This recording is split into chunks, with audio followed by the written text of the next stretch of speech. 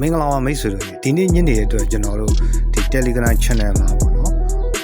တင်ထားတာရှိတယ်ဒါပေမဲ့ YouTube မှာနည်းနည်းနောက်ကျသွားတယ်ပေါ့နော်အဲ့တော့နောက်ရက်တွေမှာကျွန်တော်မိတ်ဆွေတွေကကျွန်တော်တို့ရဲ့ Telegram Free Channel နဲ့ Viber Free Channel တွေကိုဒီ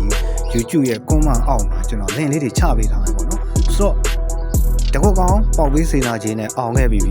ဆိုတော့ကနောက်ထပ်3ခွက်မွေးကိုပေါက်ပေးစေနာခြင်းနဲ့ကြံချိန်မှာ3ခွက်မွေးကိုကန်ဆက်လို့ရပါတယ်အားလုံးညနေမှာကန်ကောင်းကြမယ်အဲ့တော့ဒီညနေအပိတ်ကနန်းလေးတွေလည်းဝမ်းချင်းဆိုပြီးတော့ကျွန်တော်ပြောနေတာဇက်တိုက်ပဲဆိုတော့ထူထူဒါပြောနေတယ်မလို့တော့ဘူးအဲ့တော့ညနေအပိတ်ကတောက်ကြနေညနေက3ဆို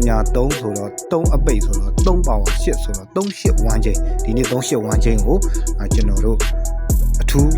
ဦးစားပေးပြီးတော့ကျွန်တော်တို့တက်ခတ်ထားပြီးကြိုက်သွားမယ်နော်အဲ့တော့9ရက်4လ2026 4:38ပိုင်း3ပိုင်းနဲ့16305ကတ်ပါမယ်ပေါက်ပေးစေတနာဂျေးနဲ့ကတော့ main all 4ခွက်ကန်ဆက်လို့ရပါတယ်ဒါဒီ၄တိုင်းပေါက်ပေး main all 4ခွက်ကြံချိန်မွေးခွက်ကိုတော့ကျွန်တော်ကြံချိန်မွေးရမယ်မွေးကနန်းကျွန်တော်တို့3ခွက်ကောင်းကိုတော့ပေါက်ပေးစေတနာဂျေးနဲ့ကြံချိန်မွေး3ခွက်ပါအားလုံးကန်ကောင်းကြပါ